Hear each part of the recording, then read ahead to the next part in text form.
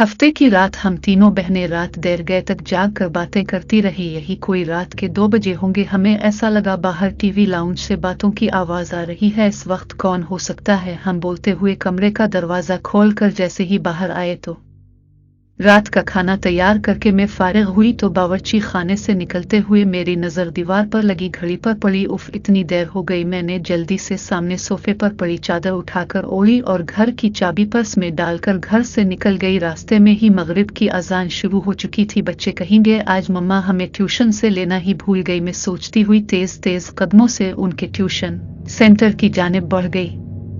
मम्मा आपने इतनी देर लगा दी। 7 साला रेहान शिकायती नजरों से मुझे देखते हुए बोला, जबकि 6 साला अनम भी मुंह फुलाए चल रही थी। मुझे इसका मुंह देखकर बेसाख्ता हंसी आ गई। अच्छा सॉरी बाबा, आइंदा ख्याल रखूंगी, ऐसी गलती दोबारा नहीं होगी। हम तब मानेंगे आपकी बात जब आप हमें हफ्ते को नानों के घर रहने देंगी। अनम रेहान की शर्त पर मैंने हंस कर हामी भर ली। जल्दी चलो, तुम लोगों के बाबा भी घर आने वाले होंगे। मैं दोनों का हाथ पकड़कर सामने वाली गली में दाखिल हो गई। ये रास्ता शॉर्टकट था, उधर से जल्दी घर आ जाता था। वैसे तो मैं रोड से ही जाती थी, ज्यादातर इस गली से गुजरते हुए कतराती थी। उफ मम्मा, ये कितना डरावना घर है, इसको देखकर डर लग रहा है। रेहान हाउस नंबर 450 को देखते हुए बोला, जो बिल्कुल अंधेरे में डूबा हुआ था। अजीब वहशत बरस रही थी इसकी बात पर। मैं दोनों बच्चों को लेकर जल्दी से आगे बढ़ गई। रात काम से फारिग होकर बिस्तर पर लेटी तो बेसाख्ता नजरों के सामने वो घर आ गया। इस घर से मेरा माजी जड़ा हुआ था। मैं आहिस्ता आहिस्ता अपने बीते माजी को सोचने लगी। मेरा नाम अलीना है, हम 3 बहनें और एक भाई हैं। मेरे बाबा आर्मी में हुआ करते थे, जबकि अम्मा सादा सी घरेलू खातून थी।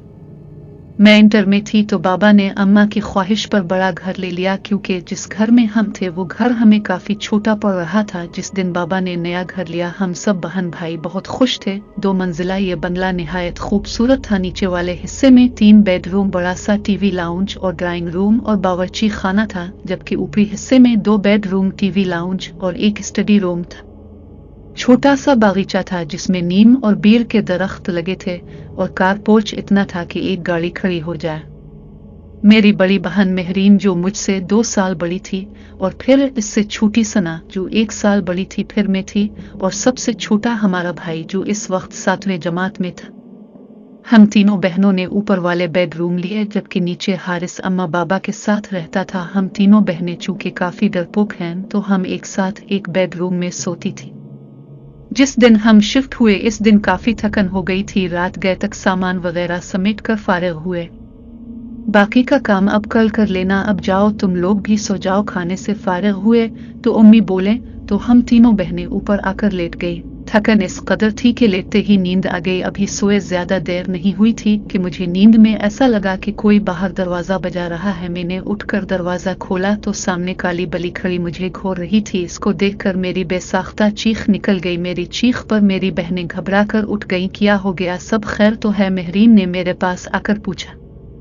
तुम बली से डर गई? उसने हैरत से बली को देखते हुए कहा, और मैं शर्मिंदा होकर वापस बिस्तर पर आकर लेट गई। हफ्ते की रात हम तीनों बहनें रात देर गए तक जाग कर बातें करती रही। यही कोई रात के 2 बजे होंगे। हमें ऐसा लगा बाहर टीवी लाउंज से बातों की आवाज आ रही है। इस वक्त कौन हो सकता है, हम बोलते हुए कमरे का दरवाजा खोलकर जैसे ही बाहर आए तो ऐसा मालूम हुआ जैसे ये बातों की आवाज बावर्ची खाने से आ रही थी। बावर्ची खाने में हमने झांका तो वो काली बली सामने का विंटर पर बैठी नजर आई। हमें देखकर उसने छलांग लगाई और सामने कमरे में घुस गई। हम अभी समझ नहीं पाए थे कि ये हुआ क्या। फिर हमारी नजर सामने जलते चूल्हे पर पड़ी। ऐसी खुशबू आ रही थी कि जैसे कुछ पक रहा था। मेहरीन ने आगे बढ़कर चूल्हा बंद किया। हम तीनों ही घबरा से गए थे।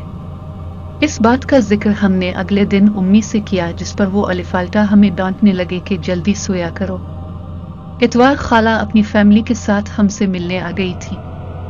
रात देर तक वो अपने घर गई तो नीचे टीवी लाउंज में रखे तख्त पर बैठे हम तीनों बहनें और उम्मी बातें कर रहे थे, जबकि अबू और हारिस सोने जा चुके थे कि उम्मी की नजर लाउंज से जाती सीढ़ियों पर पड़ी। अरे अलीना बेटा, ऊपर देखो, कोई बच्चा रह गया। खाला के छोटे छोटे बच्चे थे। काफी शरारती से उम्मी को लगा कि कोई बच्चा ऊपर ना रह गया। वो उम्मी की बात पर हमारी नजर भी ऊपर की जानिब जाती सीढ़ियों पर अलिफाटे तो दीवार पर छोटे बच्चे का साया नजर आया। मैंने उठकर ऊपर जाकर देखने लगी मगर वहां कोई भी नहीं थे। अलिफ जिस पर मैं खौफजदा होकर तेजी से नीचे आ गई। जब मैंने उम्मी को बताया कि ऊपर तो कोई भी नहीं तो उम्मी भी चुप सी हो गई। हम सभी हैरान थे कि जब ऊपर बच्चा नहीं था तो वो साया किसका था। कुछ दिनों बाद बात आई गई हो गई। हम सब घर वालों को कजिन की शादी में इस्लामाबाद जाना था। 2 हफ्तों बाद हम वापस जब घर आए तो बड़ी अजीब हैरत हुई।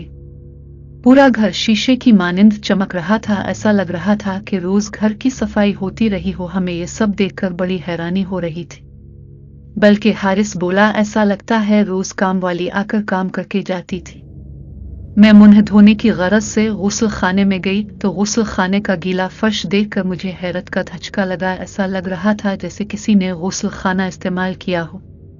फिर तो ये मामूल बन गया, घर के अफराद घर से बाहर होते तो गुस्ल खाना भी इस्तेमाल होता और बावर्ची खाने में भी रात गए खटर पटर की आवाजें आती। हम लोगों को वो काली बली मुस्तकबिल घर में घूमती हुई नजर आती। हम लोग अब आहिस्ता आहिस्ता उन बातों के जैसे आदी होते जा रहे थे। जब वो हौलनाक वाकया रूनुमा हुआ जिसके बाद हमने फौरन वो घर छोड़ दिया।